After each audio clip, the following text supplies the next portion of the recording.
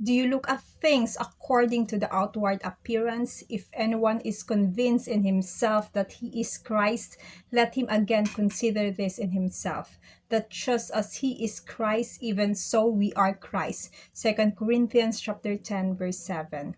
As the Apostle Paul went throughout the Roman Empire preaching the gospel, others would come behind him and claim that the gospel that Paul preached was inadequate in some way and needed to be supplemented. In Corinth, it seems that people who came after Paul were attacking his person as a way to cast doubt upon his teaching. The reason Paul chose to defend himself was not to retain his personal honor, but so that nothing would detract from the gospel that he preached. In this chapter through chapter 12, Paul is dealing with self-elevation and self-promotion. Paul is asking them to take a look at the true facts. Just as he is Christ, so also are we. Where is the room of boasting? We are all in Christ. What you are and what you have is because of Christ, and we are also in Christ. We are one in Christ, and we are equal in Christ. Paul adds that his apostolic authority, which the Lord gave, is not for personal gain, but for building up the Corinthian Christians. Paul does not use his authority to hurt other Christians. His goal is to build up each other as we are in Christ. He will never use intimidation or fear to get people what he wants. Paul says he is the same in person as he is in his letters. He does not act one way with them, but write a different way. The Corinthians were mistaking Paul's humility and meekness as a lack of apostolic power. For his letters, they say, are weighty and powerful, but his bodily presence is weak and his speech contemptible. But Paul uses his authority for their good.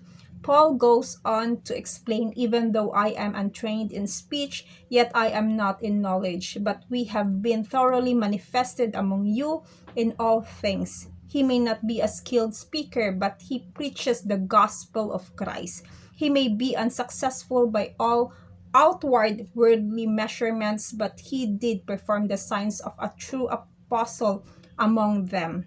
It is not because he is weak that he does not abuse them or take their money. It is because he loves them. He is motivated by the love of Christ and love for Christ as well as love for them. Paul's meekness is similar to the example Jesus and the way Jesus instructed his followers. You know that the rulers of the Gentiles lord it over them, and those who are great exercises authority over them. Yet it shall not be so among you. But whoever desires to become great among you, let him be your servant. And whoever desires to be first among you, let him be your slave. To be truly great, they must serve the way Jesus did. To be true apostles, they would need to follow the example of Paul, who was following the example of Jesus. Even today, it is tempting to judge ministers as successful or not based on prosperity, popularity, oratory, and their ability to command respect and a following.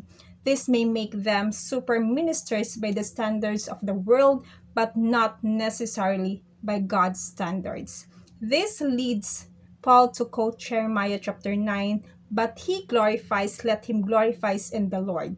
For not he commands himself is approved, but whom the Lord commends. Our boast, joy, and delight is in the Lord. Let our boast merely be in the works of the Lord. In everything that we do, God must be glorified. We have to live for God's commending, for this is eternity is all about. And let's fix our eyes on Jesus. To God be the glory. God bless you.